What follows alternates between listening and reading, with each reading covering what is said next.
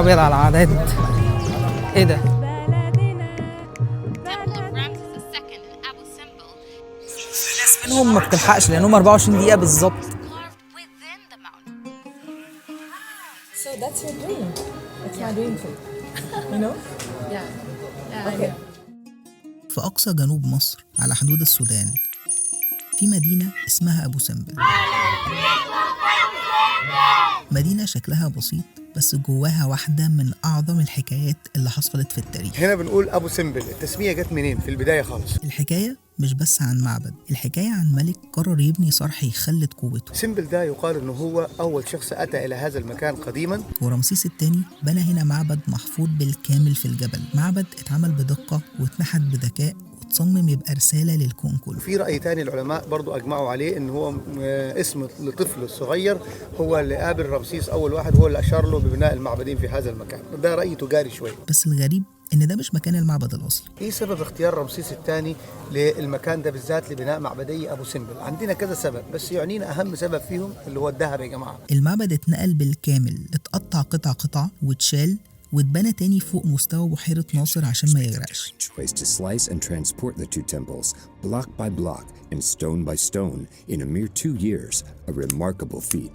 People at the time would have said, but you can't. كان يستخرج في مصر القديمة كان يستخرج فقط من مملكة النوبة القديمة. واحنا النهاردة في مدينة أبو سمبل عشان نحضر واحدة من أهم الظواهر الفلكية وهي تعامد الشمس على وجه رمسيس، وعشان نفهم أكتر إزاي المعبد ده اتنقل للمكان اللي هو فيه دلوقتي. فقبل ما نبدأ اعملوا لايك للفيديو وسبسكرايب للقناة، ونحدثكم الآن من مطار القاهرة الدولي. اقف هنا كده مكانك صح؟ أنا كده استلمت؟ استلمت. تيست. انتوا تعملوا إيه؟ طب استنى هخلص الانترو دي بس واجي. أهلا بيكم. احنا فين دلوقتي؟ في المطار. صباح الفل. احنا دلوقتي في مطار القاهرة متجهين إلى أسوان. ليه رايحين أسوان؟ علشان سوف نشاهد الظاهرة الأعظم. ظاهرة التعامد. احنا دلوقتي يا جماعة في مطار القاهرة متجهين إلى أسوان، هنركب طيران نسمة أهو، ومن طيران نسمة هنتجه إلى أبو سمبل بالعربية 3 ساعات. طبعا أنا عندي مشكلة كبيرة جدا بما إني اسكندراني، أنا مش هكدب عليكم يعني، فأنا لازم أبقى بايت في القاهرة من قبلها بيوم وساعة ونص الطيارة و3 ساعات، ففي 7 ساعات سفر، فالموضوع بيبقى مرهق شوية. بس يعني أنا مبسوط لأن الظاهرة دي من أحلى الظواهر. المعبد أصلا يعني مختلف، طبعا هبقى افرجكم عليه واوريكم كل حاجه. بس احنا دلوقتي في مطار القاهره صاله 1 علشان نتجه الى اسوان، فيلا بينا. مش عارف الصراحه الوضع صعب قوي هنا، بس يعني تمام، شكلي كده احلى. حلو الفيو قوي. صباح الفل. قبل ما تبداوا الفيديو، النهارده 7/11، مش عارف الصراحه الفيديو هينزل لكم امتى، بس انا حابب اهدي الفيديو ده لحماية الغالي. ادعوا له بالرحمه. هو توفى في الوقت اللي انا كنت بصور فيه فيديو التعامد يوم 22. اليوم ده كنا نايمين ساعتين تقريبا او 3 ساعات، صحينا الساعه 3 الفجر علشان نروح للتعامد، وخلصنا الساعه 7 او 8، وعلى ما روحنا كانت الساعه 9:10. نمت ساعتين تقريبا وصحيت الساعه 12 على الخبر. طبعا يعني انا في اقصى الشمال في اسكندريه، وكنا في اقصى الجنوب في ابو سمبل، فان انا اتحرك من ابو سمبل وصلت الساعه 3 الفجر تاني يوم، ما لحقتش اي حاجه، بس يعني الحمد لله. ادعوا له بالرحمه. بس يعني شكرا ليكم، ومش عارف اقول ايه تاني. هو جميل الفيو. انا في الفيوم دلوقتي، بحاول ارجع. يا جماعه الاحساس بتاع صعود الطياره ده برضه مختلف، يعني حتى لو انا طيران داخلي بس الواحد بيحس باحساس مختلف. يا رب كلكم تسافروا.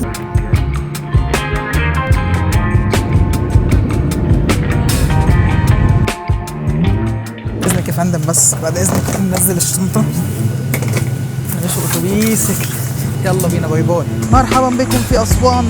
هاني ويلكم تو اسوان. يلا بينا يا امجود. نتحرك بقى 3 ساعات بعد كده. يا جماعه وصلنا اسوان. هذا هو مطار اسوان. بيعجبني بقى رعود في المطارات اللي هي الصغيره دي، عارف اللي هو انت تنزل صاله واحده يا باشا، تك ترك على الطياره بتنزل قدام البوابه. فاهم؟ مطار الغردقه يعني بص 200 متر. هو مطار الاقصر اكبرهم يعتبر. تعمل ايه يا صاحبي؟ صور يا استاذ. هطلعك في اليوتيوب. التصوير ممنوع. تصور يوتيوب بعد اذنك ما تصورش. ممنوع التصوير يا باشا. ممنوع التصوير. احنا في مطار دلوقتي، احنا في مطار بعد اذنك يعني. اخويا امجد جماعه هعرفكم عليه بس مش دلوقتي الصراحه، لا يعني استنى شويه عشان الراجل ده احنا مصر، فيعني هعرفكم عليه بس مش دلوقتي. يلا بينا. يومين في السنه الحياة والروح بترجع لأبو سمبل، مدينة صغيرة عدد سكانها مش كتير وتقدر تلفها كلها على رجلك. أهلا بكم في أبو سمبل، احنا دلوقتي في أبو سمبل يا جماعة، وصلنا. اليومين دول بيبقوا زي الموسم عندهم، موجودة على بحيرة ناصر، فيها مطار وعدد فنادق مش كبير، وطبعا معابد أبو سمبل واللي قصة نقلها مخلدة في التاريخ كأعظم عملية إنقاذ أثر في العالم. عطلانين كده سيكا، العربية مش قادرة تدي غيار، بس الحمد لله احنا قبل الأوتيل بكيلو تقريبا يعني، فممكن نتمشاها عادي. بس مدينة هادية هدوء يعني قاتل. بصوا الجمال، يعني لو جينا نبص هنا كده، هنا مدينة هادية هدوء رهيب. احنا رايحين فندق اسمه سيتي. الفكرة يا جماعة ان يعني ابو سمبل قصته وحكايته حكاية والله العظيم. يعني انا قاعد عمال بتفرج على دوكيومنتريز كده، ايه الانبهار ده. اصل مش طبيعي، معابد محفورة بالكامل في الجبل تتنقل من مكانها لمكان تاني، واحدة من أعقد عمليات النقل اللي حصلت، وبعد مقترحات كتير قوي، سواء ان المعبد يتعزل بقبة ازاز والناس تنزل له، او المعبد نفسه يترفع على عمدان حديد. حاجات كتير قوي استقرنا في الاخر ان المعبد يتقطع بالكامل حتة حتة ويتنقل لمكان تاني اعلى علشان يمنع المعبد من الغرق. بس يعني ايه، حبيت اديكم سنيك بيكس كده من الرحلة عاملة ازاي. ان شاء الله تبقى سفرية حلوة. احنا المفروض نروح الاوتيل نرتاح شوية، بعد كده هننزل الى ابو سمبل نتمشى، يعني نشوف كده المنطقة هناك. بيقولوا ان في عروض بتحصل دلوقتي، والمفروض التعامد بقى يعني ايه بيبقى الصبح، هنصحى من الفجر عشان نروح هناك عشان نقف في الطابور طبعا، لان بيبقى في طابور طويل جدا يعني. بس صاحبي في الاخر الناس بتقعد تحسدنا وتقول لنا يلا بيسافروا، الله ينور وبتاع. ايه اللي حصل في الاخر؟ بس الحمد لله، خلينا نبص للجانب الايجابي. احنا قبلها بكيلو وقفنا قدام ابو سمبل، ده حقيقي. وبعدين وقفنا عند ربنا في الجناين وفضلنا في فضلنا خد بالك. بس يا جماعه عشان يعني تعرفوا ان هي الدنيا مش الفيديو الاخير اللي بيظهر، ده بيهايند ذا سينز. قدام شجره حلوه، شجره حلوه، ومعانا الرعود كمان برضه، يعني الموضوع مختلف يعني.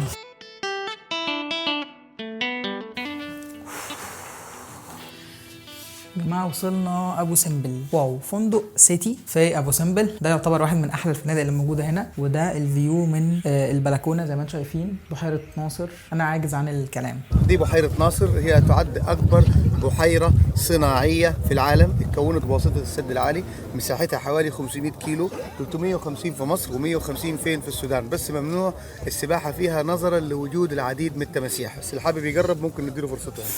تعالوا بقى اوريكم الفندق عامل ازاي. اول حاجه عندنا الجزء ده زي ما انتم شايفين كده، في تلفزيون، الجزء ده السراحه، وانا اهو. الاوضه دي سريرين زي ما انتم شايفين كده، في سيتنج اريا لطيفه قوي، وطبق فاكهه يعني ميرسي جدا ليهم. اوضه الصراحه خطيره. طبعا عماره القباب المشهوره في اسوان. طبعا اول ما تدخل هنا في ده الحمام، برضه حمام لطيف، بس مشكله واحده دي اللي موجوده، مفيش شطافه للاسف. الامينيتيز كلها موجوده، عندي صابون وكده، وعندي فوط شاور، حد يحتاج ياخد شاور. عجبني قوي الدولاب شكله لذيذ، لذاذه مش كده. واو، دي الروم كلها بتاعتي. وطبعا يعني هي احلى حاجه في الروم هنا. نفتح دي كده، اعتقد مفيش احلى من ده، يعني هو ده اللي هيفوز باكتساح في هذه الاوضه. يعني اسمعوا صوت الهدوء معايا. واو، اعتقد ده واحد من احلى المناظر الطبيعيه اللي انا شفتها من بلكونه فندق. الاوضه تحفه والفيو تحفه، ومتحمس جدا جدا لان انا اصور لكم ابو سمبل. هحاول كده اعمل لكم الموضوع بشكل لطيف، وانا جاي اصور يعني ظاهره التعامد، وفي نفس الوقت برضو ابو سمبل. يعني بعد ما ايه بقى، يعني الواحد تعمق اكتر في الدوكيومنتريز بتاعته وكده، الموضوع مش منطقي يعني. اللي هم عملوه بصراحه في نقل وكده مش منطقي. دلوقتي هنخش ناخد شاور وننتخ عشان بكره هنصحى الفجر عشان نروح للظاهره اللي بتحصل مرتين بس في السنه. يلا بينا.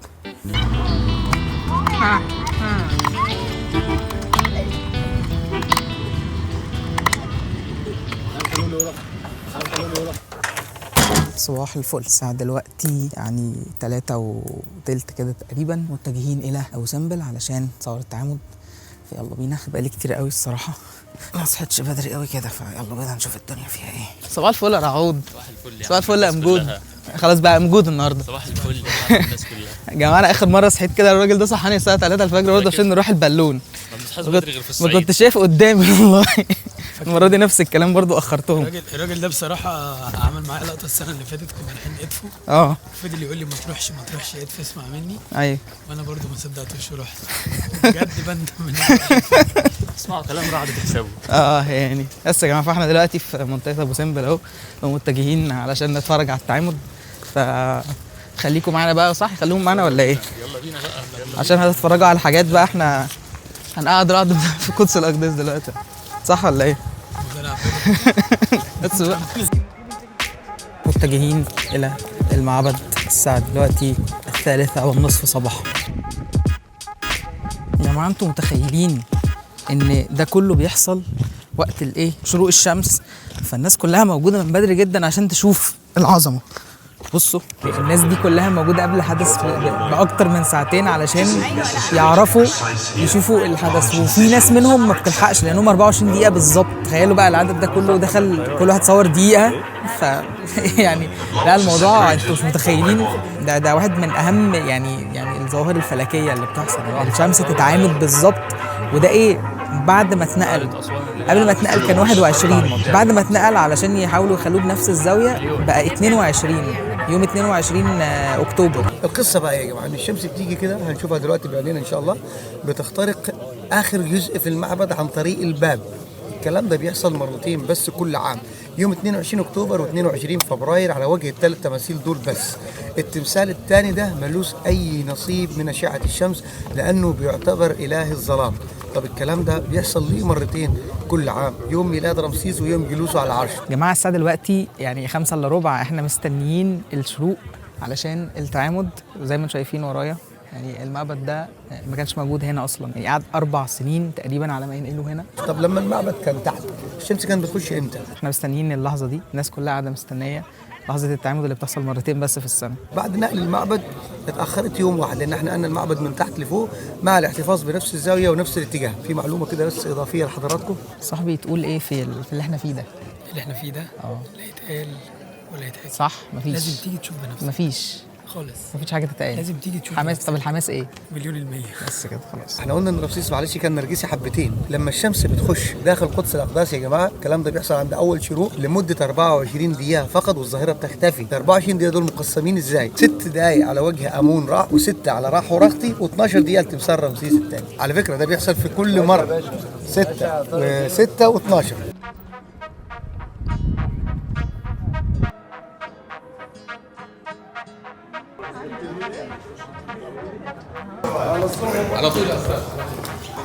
ما احنا في لحظه يعني هي مش بتتكرر كتير بجد. هي لحظه مش بتتكرر كتير.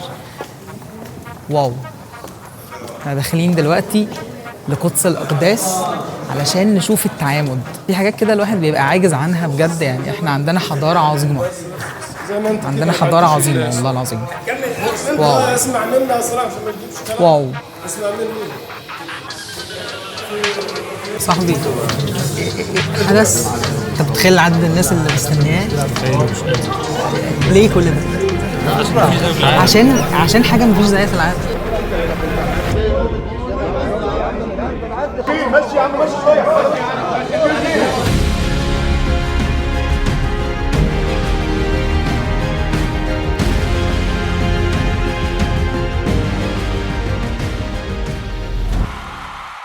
بس يا جماعه احنا حضرنا الشمس خلاص، حضرنا البتاع ده. بصوا عدد الناس رهيب، عدد الناس رهيب يا جماعه. الناس كلها جايه تتفرج عليه. بصوا اوه، يا نهار ابيض على العدد. ايه ده؟ يعني حماس ليفل مليون. تخيلوا ان يعني الناس بتيجي من كل انحاء العالم علشان يشوفوا التعامد بتاع المعبد ده. ده المعبد ودي الشمس. ما بتتعامدش على الوش بتاع رمسيس والآلهة اللي جنبه غير يومين بس في السنة. لكم أن تتخيلوا يعني ازاي الحسبة الفلكية بتاعتها كانت عاملة ازاي.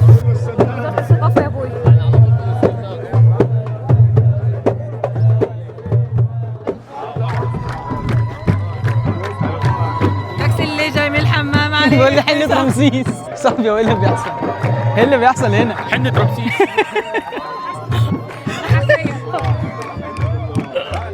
طبعا يعني الموضوع بجد مبهر.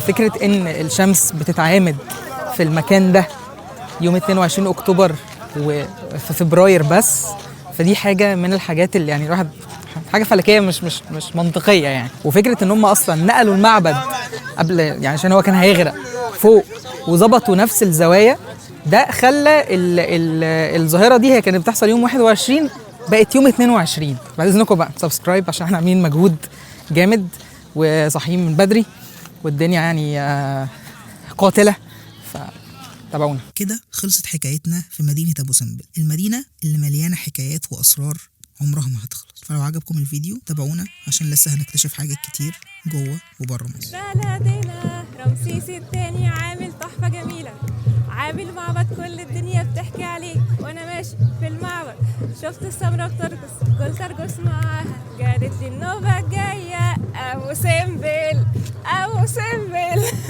حلوه قوي. دي اغنية مشهورة بجد والله؟ ده اغنيه ايه يعني؟ اغنية من زمان قوي. ده يعني حاجه نوبيه يعني؟ اغنية يعني تعتبر نوبية، بيغنوها في اسوان دايما. سمعتها كتير يعني، فهتلاقيها في دلوقتي في حد اسمه حمو اسماعيل بيغنيها. احلى مشاوير بيصار والله بجد.